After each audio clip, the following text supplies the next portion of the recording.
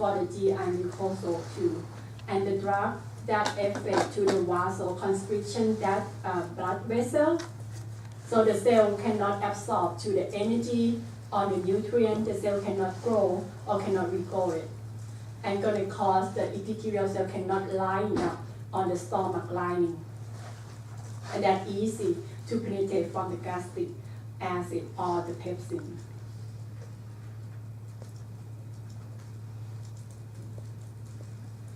And the prostaglandin, as we know, they act as a counteract to reduce the production of the acid. It also is a key mediator that increase the production of the mucus and bicarbonate.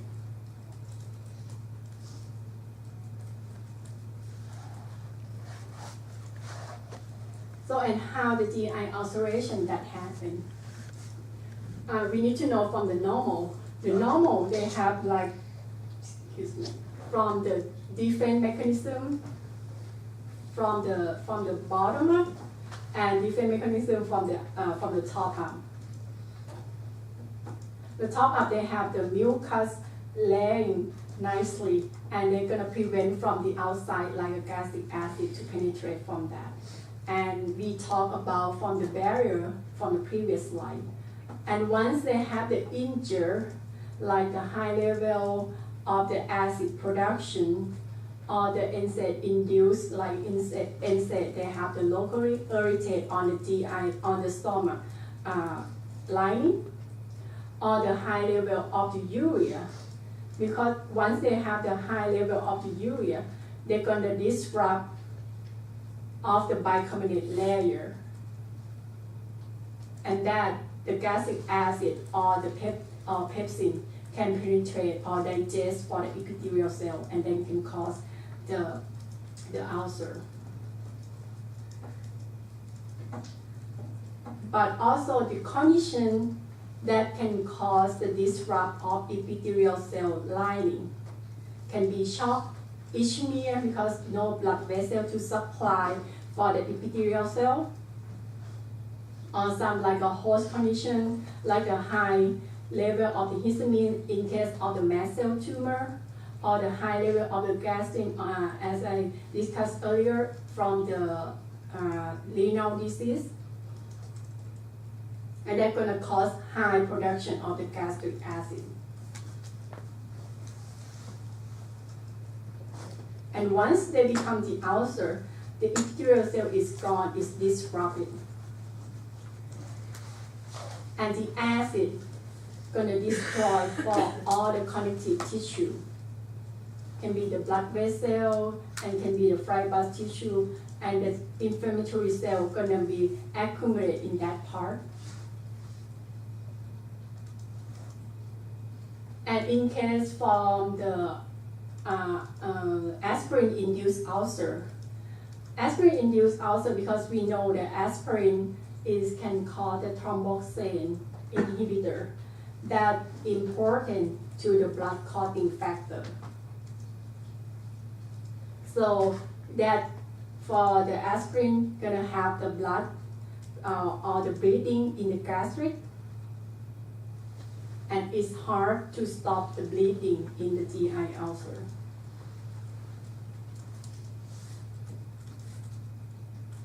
And how we can know they have the GI ulceration? What is the common clinical sign of the GI ulceration? Bleeding, and how we know here? Dark feces. Dark feces, and why become the dark feces? It's higher digestive. Yes, because the blood in the acid environment, they're gonna cause the black or the dark color from that.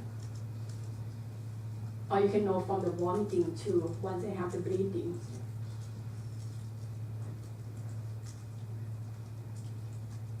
So the principle to treatment of the GI ulceration is to inhibit gastric secretion and provide cytoprotective effect. They should be both together.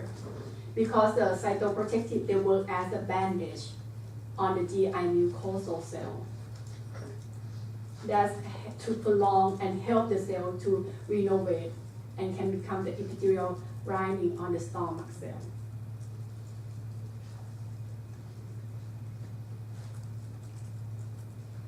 The first group we're going to talk about is the H2 receptor antagonist. As we know, it's cimetidine, ranitidine, nizatidine, famotidine. Cimetidine is the first generation and is the first drug in this group, but it's not the model drug because we didn't use as the H2 receptor antagonist for treatment GI ulceration. And we're going to talk about that, why it's really used as cimetidine.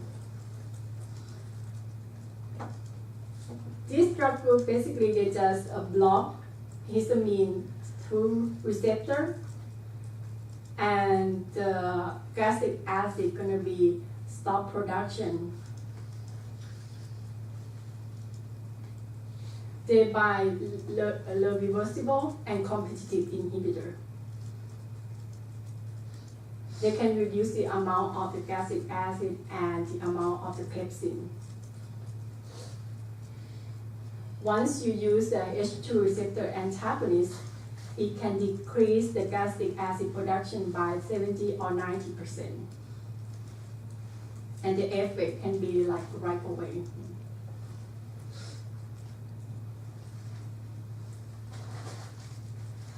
For the clinical use, we use to treatment of the ulcer. The ulcer can be any cause from the stress, like arthritic animal, from the NSAID induced ulcer or uremic gastritis.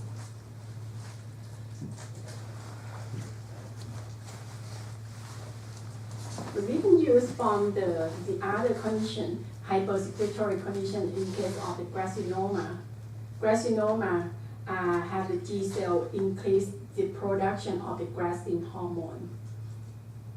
Or the systemic mastocytosis or the mast cell tumor, they have the high level of the histamine in the body.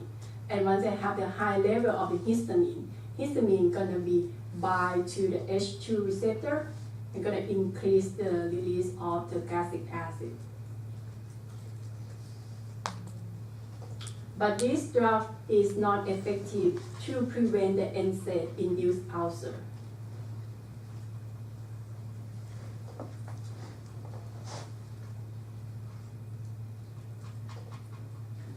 And for, yes? Does it work on any other histamine receptors in the body or just? Yeah, they just bind to the histamine receptor type 2 only. Yeah, no type 1, just only type 2. But for ranitidine and nizatidine, they have the extra effect, which is the prokinetic effect by anti-glutarate action.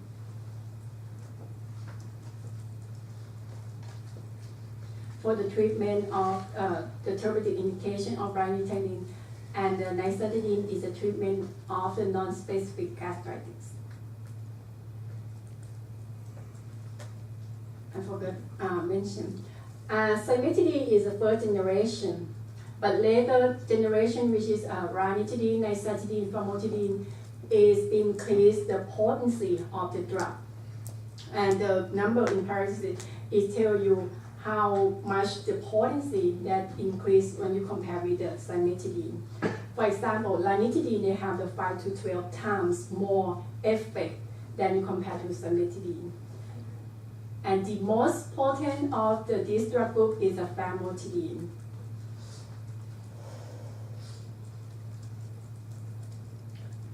We didn't use a lot of the cimetidine. Why is that? Because they have the problem about the pharmacokinetics. First is a rapid GI absorption, and the food can cause delayed drug absorption.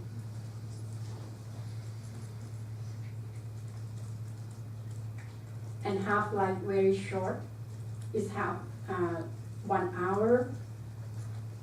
So, and once you want to use cimetidine, you have to prescribe to have the shortened dosing interval.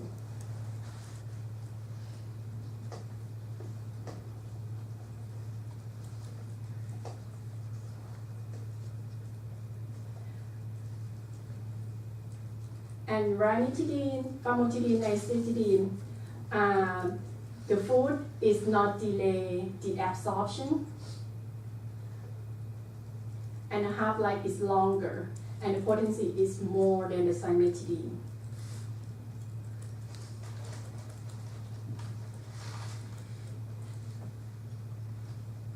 And the second reason why we didn't use cimetidine is have the potent microsomal enzyme P450 inhibitor. It will inhibit P450 enzyme.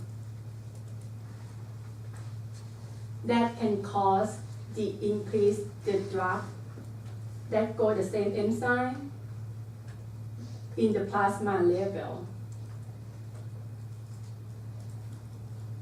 So and be careful when you use the drug with, once you use the cimetidine with other drug, for example, like a beta blocker or the distillates, they're gonna prolong for the excretion. And they also increase the blood, increase the plasma level of this drug in the blood. And that can cause a toxicity from the beta blocker, lidocaine, or calcium channel blocker, or the spam. But the good thing for the potent microsomal enzyme inhibitor, we use cimetidine to prevention of acetaminophen or treatment acetaminophen intoxication.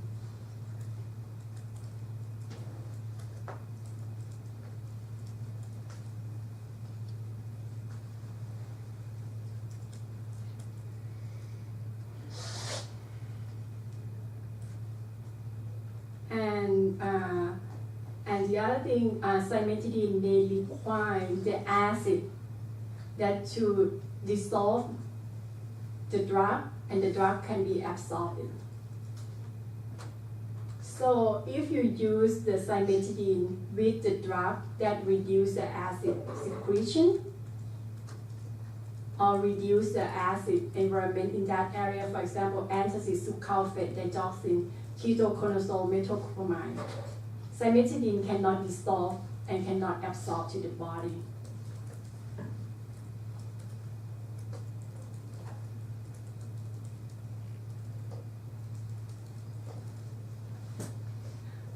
For the H2 antagonists, they just have the complicated about the pharmacokinetics, but the adverse effect, they don't have the report in the small animal. It's pretty good safety record in the small animal, but in human, because in human, the people they have the problem with the gastric reflux, they're on the H2 antagonist like for many years, and they have the report that have the anti-androgenic effect, decreased reproduction performance in ectoxic, or when they stop using the H2 antagonist, they have the rebound hypersecretion of gastric acid effect.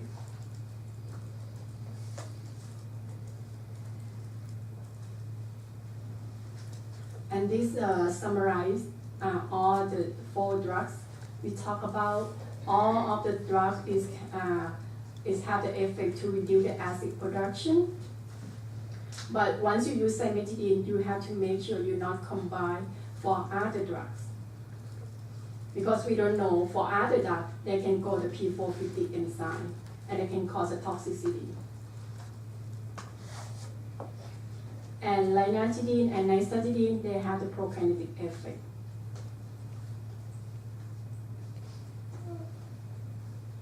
The second one is the proton pump inhibitor. Proton pump inhibitor, they just directly inhibit at the pump irreversibly, and that stop or inhibit gastric acid secretion.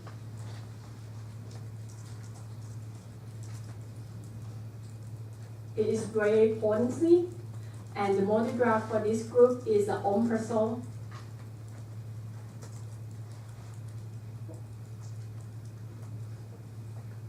And they have another form of the omeprazole is the S isomer, we call it esomeprazole.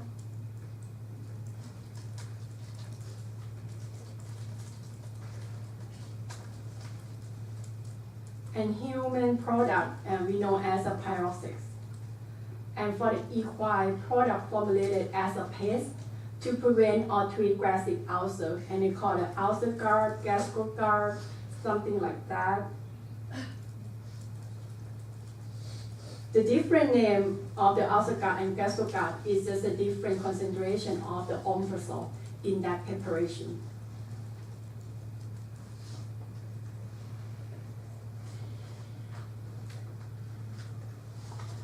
Mechanism of action of omeprazole is very straightforward. Just bind to the pump and then stop or inhibit the release of the gastric acid. But the problem is, or the unique characteristic is the drug disposition. First, omeprazole is a weak base. It's not stable in the acid environment.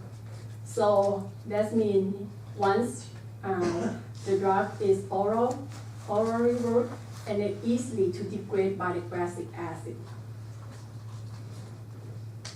So the pharmaceutical company, they need to design to protect the gastric acid. They can be like different form, can be encapsulated, enteric coated granule, or can be combined with the antacids to neutralize all the acid in the stomach.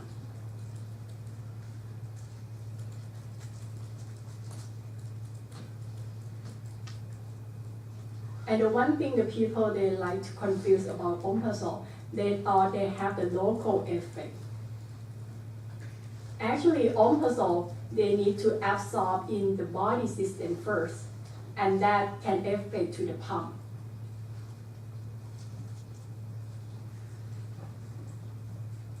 And once they're to the pump, they can stay in the caniculus area on the parietal cells, and the outside is the acid, right?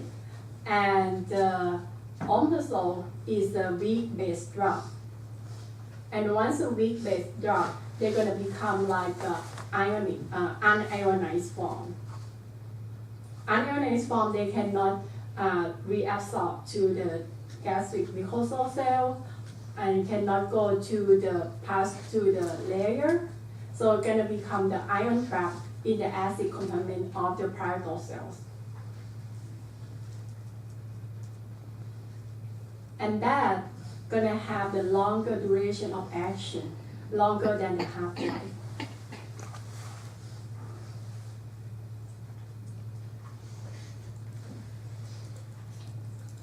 Another downside of the omeprazole, even they have like a high potency, is the slow onset. The onset of the omeprazole is need to take like 3 to 4, 5 days once you give the first dose. And for the fully effective for this drug, they need at least like 2 weeks to get that. And how is that problem? Because we know for the epithelial cell of the stomach lining, they have the turnover rate rapidly. And the drug, they bind to the pump irreversibly, and the cell is gonna be dyed with the pump and with the drug. And the cell gonna be renewable, become the new one. And the new one, it don't have the drug that combine it. So that means they need the good amount of the drug and the time to cover all the pump in the gastric lining. And once they cover all the pump, the gastric acid production gonna be dropped down.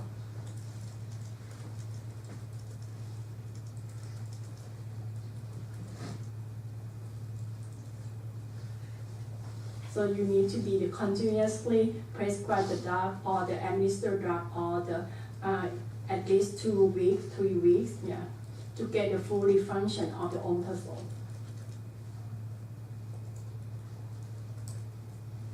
Does that make sense for you?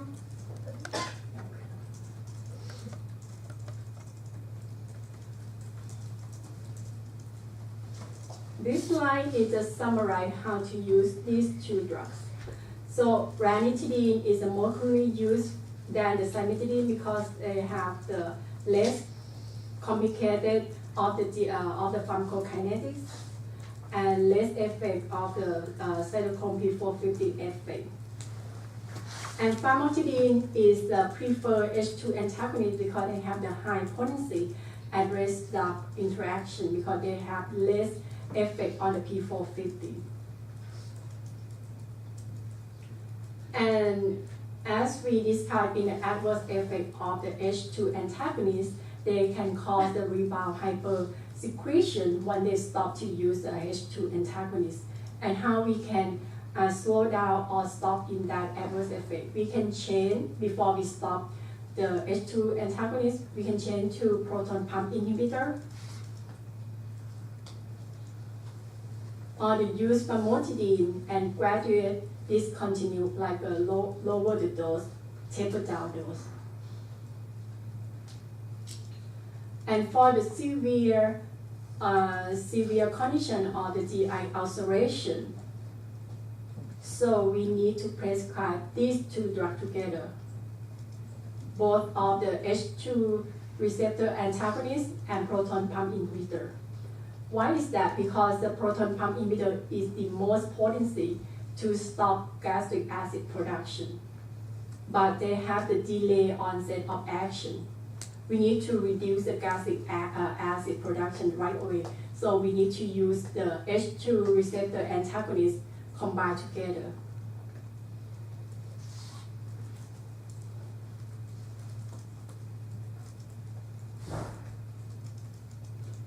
And once the proton pump inhibitor or omeprazole is reached to the steady state, so we can reduce the H2 receptor antagonist, or we can use just only for the proton pump inhibitor.